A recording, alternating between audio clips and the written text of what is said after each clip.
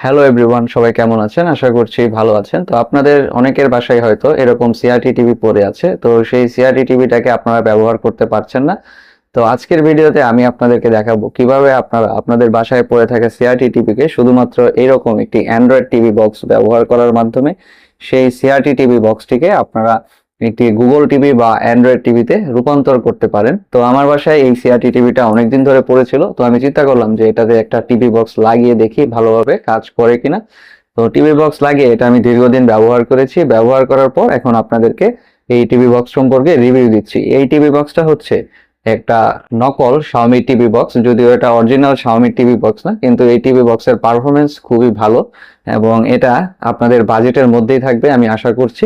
এবং এই সিআরটি টিভিতে কিভাবে এই টিভি বক্স সেট করতে হয় সেটা নিয়ে আমি আরেকটা ভিডিও দিয়েছিলাম, আপনারা সেটাতে ভালো রেসপন্স করেছেন এবং জানতে চেয়েছেন যে আপনারা টিভিতে এই টিভি বক্সটাকে ভালোভাবে কানেক্ট করতে পারছেন না। তো আজকে আমি আপনাদেরকে কিভাবে এই টিভি বক্সটা আপনাদের টিভিতে ভালোভাবে কানেক্ট করবেন এবং কিভাবে করে আপনারা এটা ওয়াইফাই চালাবেন নাকি ওয়াইফাই ছাড়া চলবে সেই বিষয়ে বিস্তারিত জানাবো। তো চলুন প্রিয় বন্ধুরা, আমরা শুরু করি। তো বন্ধুরা, এখন আপনারা আমার হাতে যে এই টিভি বক্সটি দেখতে পাচ্ছেন, এইটি হচ্ছে সেই টিভি বক্স। তো এই টিভি বক্সটিকে আপনারা দেখতে পাচ্ছেন লেখা আছে এমআই, কিন্তু আমি ভিডিওর শুরুতেই বলেছি এটা কিন্তু অরিজিনাল এমআই এর টিভি বক্স না। এটা হচ্ছে এমআই এর মতনই আরেকটা টিভি বক্স। তো এখন আমি আপনাদেরকে এই টিভি বক্সটাকে একটু দেখাই। তো এই যে আপনারা দেখতে পাচ্ছেন টিভি বক্সটা, তো এখানেও কিন্তু খোদাই করে লেখা আছে এমআই, সেটা আপনারা দেখতে পাচ্ছেন। আর এখানে দুইটা পোর্ট আছে, এখানে দুইটা পোর্ট হচ্ছে ইউএসবি পোর্ট। এখান দিয়ে আপনারা এই দুইটা ইউএসবি পোর্টে আপনারা পেন ড্রাইভ লাগিয়ে আপনারা আপনাদের সিআরটি টিভিতে দেখতে পারবেন। আর এখানে লেখা আছে টিএফ, এই টিএফ এর মধ্যে আপনারা একটি মেমোরি কার্ড লাগিয়েও আপনারা গান ভিডিও দেখতে পারবেন। আর এইদিকে আরো দুইটা পোর্ট আছে, আমি যদি পোর্টগুলো দেখাই, এই যে সবুজ যে পোর্টটা দেখছেন, এই পোর্টটা বা এই কেবলটার নাম হচ্ছে এবি কেবল। তো এই এবি কেবলটা কোথা থেকে এসেছে? এই যে এবি কেবলটা দেখতে পাচ্ছেন সবুজ কালারের, এখানে তিনটা পয়েন্ট আছে, একটা হচ্ছে লাল, হলুদ, সাদা। তো এখানে হলুদ আর সাদা যে পোর্টগুলো আছে সেই পোর্টগুলো হচ্ছে সাউন্ডের জন্য, একটা হচ্ছে লেফট সাউন্ড আর একটা হচ্ছে রাইট সাউন্ডের জন্য। আর এখানে লাল যেই পোর্টটা আছে সেটা আমি লাগাবো এই জায়গাতে, সেটা থাকবে ভিডিওর জন্য। তো সেটা আমি যখন টিভিটা চালু করব তখন আপনাদেরকে চালিয়ে দেখাবো। আর এই যে পোর্টটা যে আছে অর্থাৎ এবি কেবলটা, এই এবি কেবলটা আপনাদেরকে এই টিভি বক্সের এই যে এবি যে লেখা দেখতে পাচ্ছেন, এই যে এবি, এই যে এটাকে আপনাদেরকে এইভাবে এইখানে লাগাতে হবে। তো আমি এটাকে এইখানে লাগিয়ে দিলাম।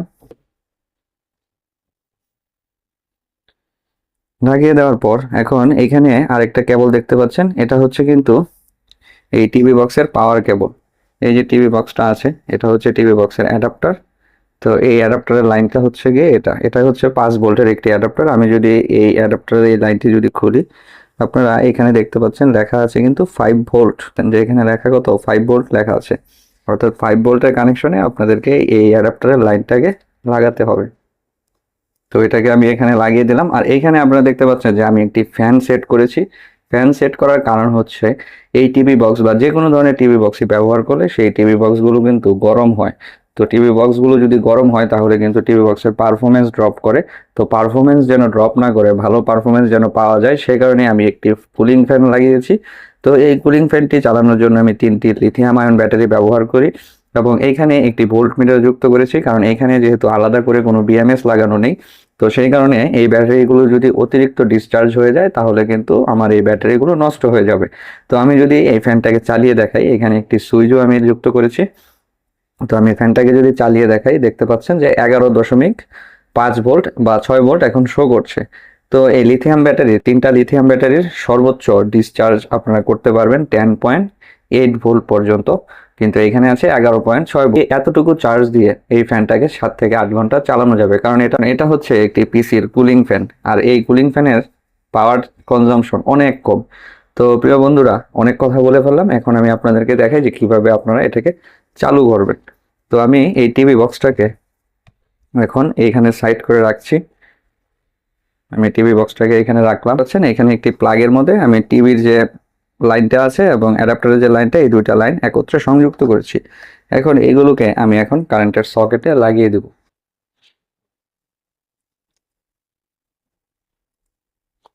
তো এটাকে এখন আমি লাগিয়ে দিলাম। তো লাগিয়ে দেওয়ার পর এখন দেখতে পাচ্ছেন যে টিভিতে এইখানে কিন্তু আপনারা দেখতে পাচ্ছেন যে লাল কালারের বাতি এসেছে, অর্থাৎ টিভিতে লাইন এসেছে। এখন আমি এই সবুজ তারটাকে পেছনে নিয়ে নিই যেন আপনাদের দেখতে সুবিধা হয়। আর এখানে রাখলাম টিভি বক্সটা। আর এখন আপনাদেরকে দুইটি রিমোট নিয়ে কাজ করতে হবে। এটি হচ্ছে টিভি বক্সের রিমোট, এই যে টিভি বক্সটা আছে এটার রিমোটটা হচ্ছে এটা, আর এটা হচ্ছে টিভির সাথে থাকা রিমোটটা। তো টিভির সাথে থাকা রিমোটটা দিয়ে এখন আমরা টিভিটাকে অন করব। তো আমরা টিভিটাকে অন করে নিলাম। তো অন করার পর আপনাদের সামনে এরকম একটি পেজ আসবে, নীল কালারের পেজ। আপনারা যদি প্রথমবার টিভি বক্স সেট করেন তো সেই ক্ষেত্রে আপনাদেরকে আপনাদের টিভির রিমোটে চলে যেতে হবে। টিভির রিমোটে চলে গিয়ে আপনাদেরকে এই যে এখানে দেখতে পাচ্ছেন একটা বাটন আছে এবি বাটন, এই এবি বাটনটাতে ক্লিক করতে হবে। এখানে দেখতে পাচ্ছেন এবি বাটন।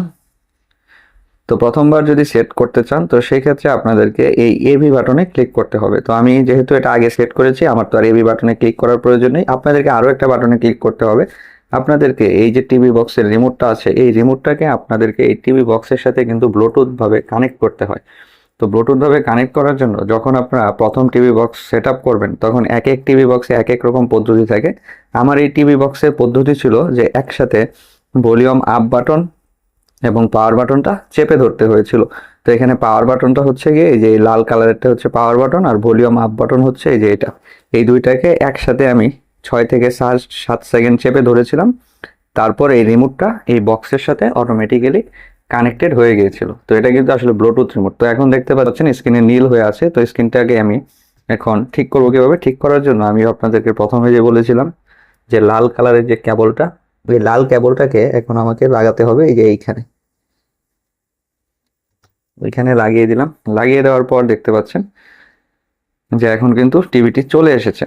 তো এই টিভি বক্সটা আসলে কিভাবে স্টার্ট হয় সেটা যদি আমি আপনাদেরকে দেখাতে চাই তাহলে আমি যদি এখানে টিভি বক্সের পাওয়ারটা একবার খুললাম, পাওয়ারটা খোলার পর দেখতে পাচ্ছেন স্ক্রিন কিন্তু আবার নীল হয়ে গেছে।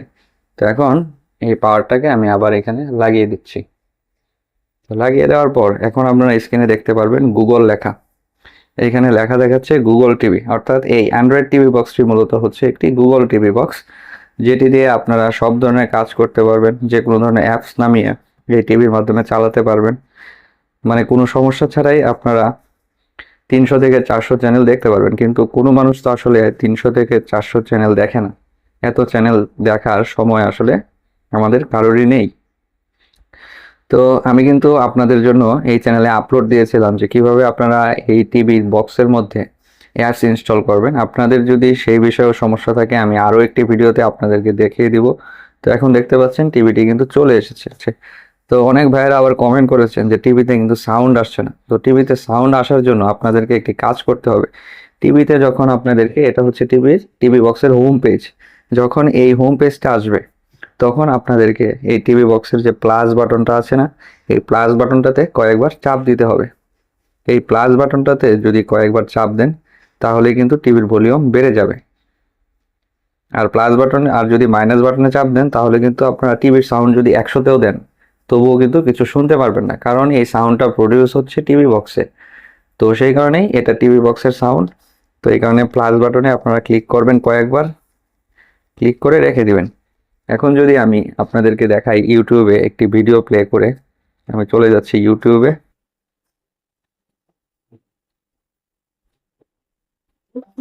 চলে গেলাম ইউটিউবে, দেখতে পাচ্ছেন যে এখন সবগুলো ভিডিওই দেখা যাচ্ছে ইউটিউবে।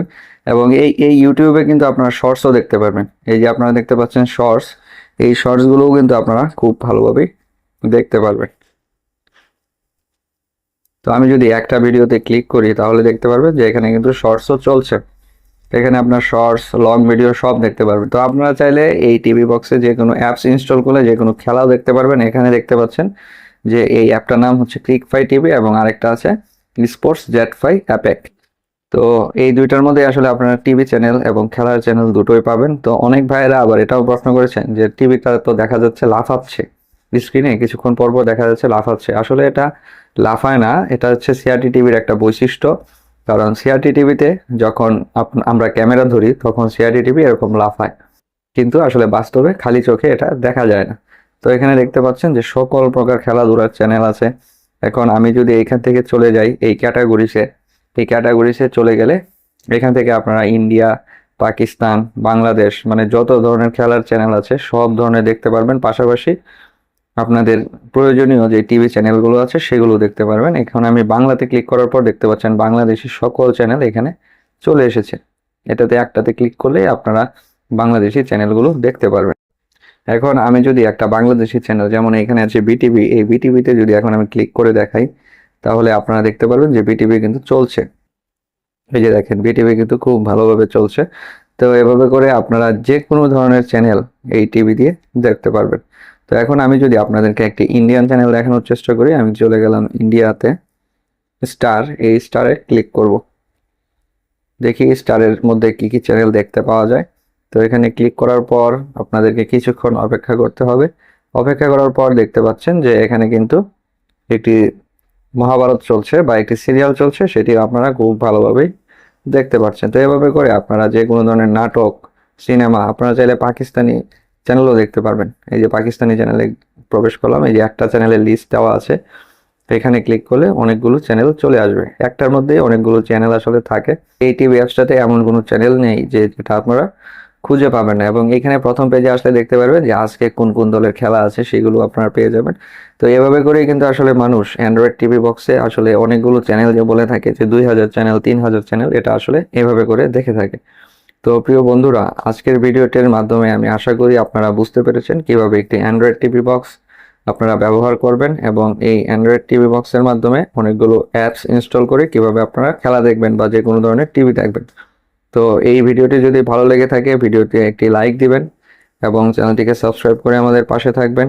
ধৈর্য ধরে ভিডিওটি দেখার জন্য আপনাদের সবাইকে অসংখ্য ধন্যবাদ। আপনাদের যদি কোনো প্রশ্ন থাকে তাহলে কমেন্ট বক্সে করতে পারেন, আমি যথাসাধ্য চেষ্টা করব উত্তর দেওয়ার।